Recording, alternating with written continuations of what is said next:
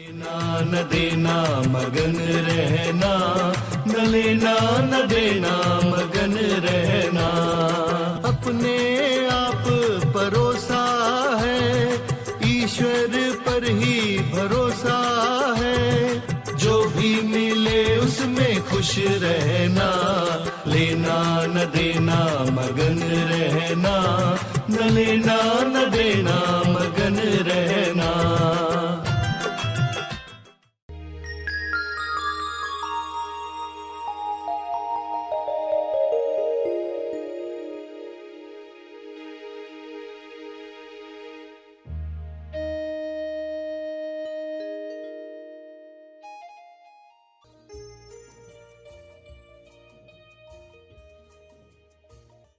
तो अपने आप से पूछे, हम किन शब्दों में हम अपनी बात बताते हैं, कम्युनिकेशन कैसे करते हैं, हमारा संप्रेषण कैसा है, लोगों को हम क्या बताते हैं। तो हम वाक्य शक्ति का सही उपयोग कर रहे हैं कि नहीं कर रहे हैं, ये समझ में आएगा। सभी को शुभेच्छा। हैप्पी थॉट्स तेज ज्ञान फाउंडेशन द्वारा आयोजित ध्यान प्रार्थना बीज बोने के लिए आप सबका स्वागत करते हैं।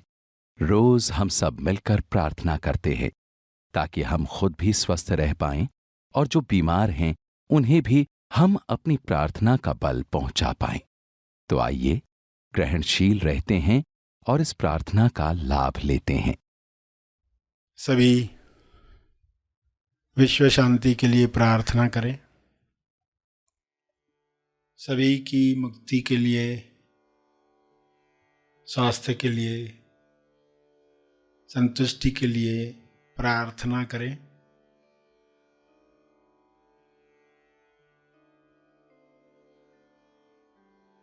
हे परमात्मा, आप सभी में विवेक चेतना जगाएं ताकि सभी अपने विचारों से फासला रखकर देख पाएं, अपने विचारों का दर्शन करके स्वयं की पहचान प्राप्त कर पाएं। विचारों के अंदर आए हुए डरों को,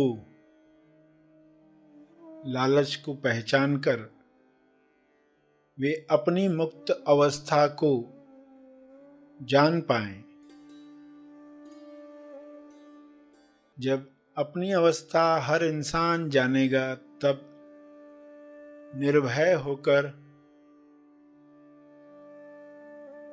बिना आसक्ति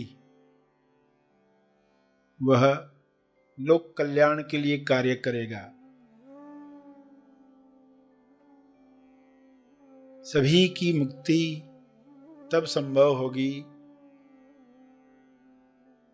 सभी अपने स्वास्थ्य की उच्चतम अवस्था में जाने के काबिल बनेंगे। विचारों में भय है तो मैं भयभीत हूँ, ऐसा अज्ञान इंसान में प्रवेश करता है। विचारों में चिंता है, निराशा है तो इंसान मैं निराश हूँ, मैं चिंतित हूँ, ऐसे मान लेता है।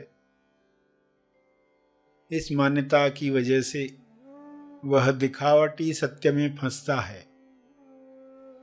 DS दिखावटी सत्य। दिखावटी सत्य दिख रहा है कि लोग बीमार हो रहे हैं, लोगों को समृद्धि नहीं मिल रही है, नौकरी नहीं मिल रही है, कार्य नहीं मिल रहा है, खाना नहीं मिल रहा है। लालचवश लोग दूसरों का नुकसान कर रहे हैं, चेतना नीचे गिर रही है। इस दिखावटी सत्य में भी लोग अपनी चेतना को बरकरार रख पाएं और सही टॉस कर पाएं। टॉस यानी प्रार्थना, टॉस यानी द ओनली सत्य। सत्य के साथ देखें कि बीमारियों के पीछे, समस्याओं के पीछे समाधान, आरोग्य आ रहा है। नए युग में जिस तरीके से लोग स्वस्थ होंगे, जिस तरीके से दूसरों के स्वास्थ्य का ख्याल रखेंगे, वैसा युग निर्माण होने के लिए एक दिखावटी सत्य तैयार होता है जो सच्चा लगता है। दिखावटी शब्द भी कहा और सत्य शब्द भी कहा। भाषित होता है मगर है नहीं। ऐसे डीएस में लोग अपने विवेक को जागृत रख पाएं, अपना होश बरकरार रख पाएं, अपने ध्यान क्षेत्र में आया हुआ हर दृश्य अपनी किरणों से, अपनी प्रार्थना से, अपने मंगल भावों से समाप्त कर पाएं। सबको स्वास्थ्य मिले, समृद्धि मिले, प्रेम मिले, आनंद मिले। मनुष्य देह में स्वर्ग का एहसास हो, जिंदा होने का एहसास सबको मिले। ये संभव है। शुभ्र प्रकाश, आरोग्य प्रकाश पृथ्वी पर उतर रहा है, जिसमें सभी नहा रहे हैं। सारी अशुद्धियां शरीर से समाप्त हो रही हैं। सभी के मंगल में हमारा मंगल है, हमारे मंगल में सबका मंगल है।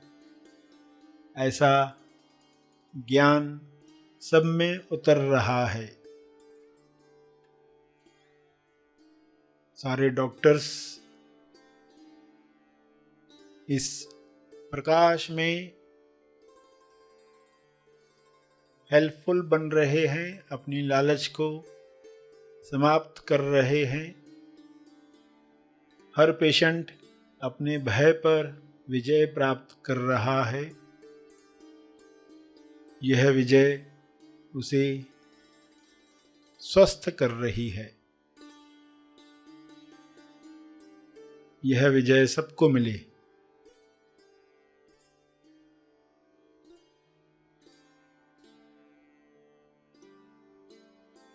सभी अपने शब्दों में प्रार्थना कहते रहें। जो भी उनके ध्यान क्षेत्र में आ रहा है, डीएस दिखावटी सत्य आ रहा है, उसके पीछे क्या है स्वयं को बताएं।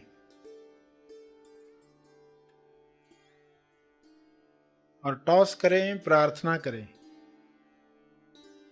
द ओनली सत्य, प्रेम द ओनली सत्य है। स्वास्थ्य जन्म सिद्ध अधिकार है। संतुष्टि आपका गुण है। शांति आपका होना है। यह द ओनली सत्य है। इसी में स्वयं को स्थापित होते हुए देखें और सबके लिए यही कामना करें कि सभी द ओनली सत्य, एकमात्र सत्य जो है उसमें स्थापित हों, ताकि हर रोग से मुक्ति मिले।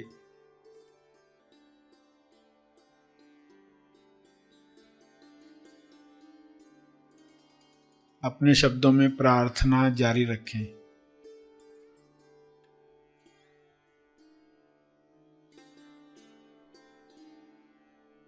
अंत में अपने तप का बल, अर्जित बल अर्पण करें।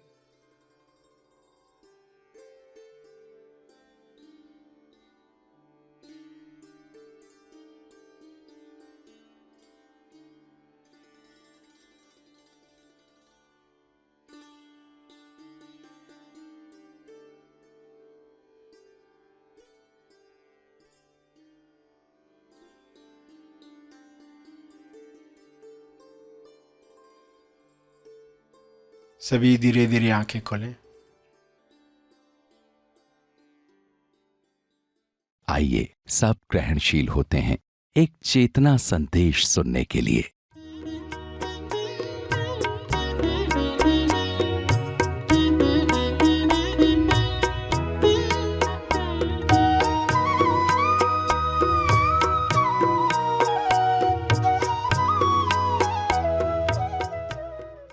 मंत्रों में शक्ति क्यों है?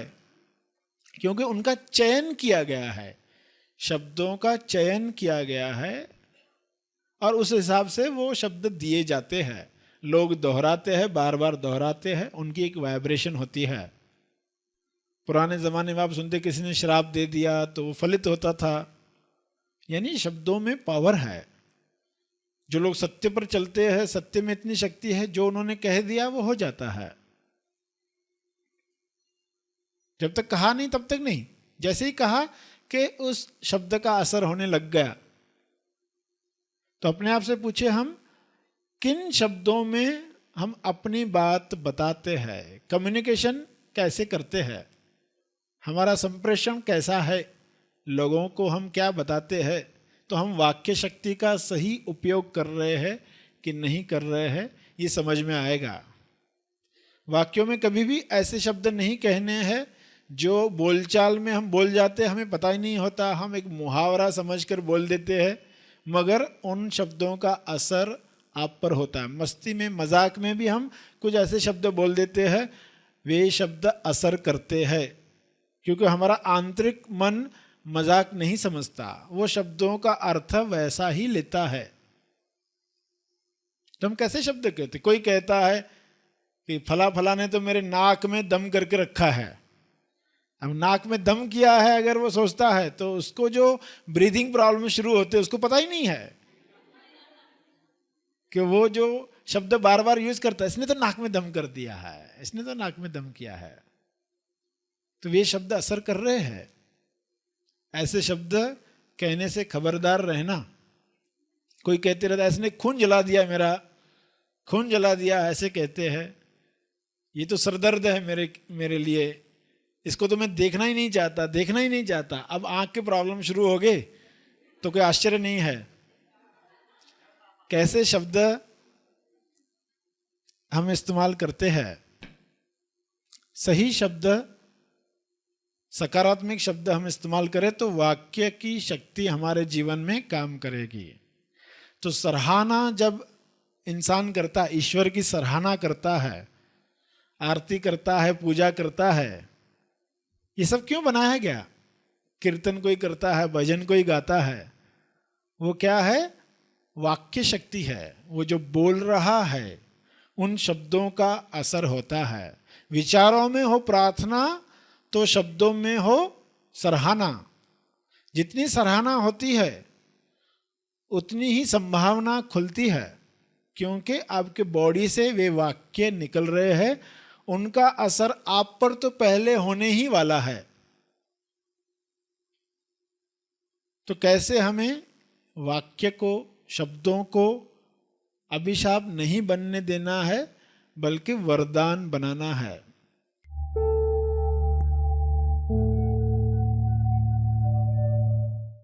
प्रार्थना और मार्गदर्शन का सभी ने लाभ लिया। आइए यहीं पर समाप्त करते हैं। कल फिर मिलेंगे। तब तक के लिए धन्यवाद।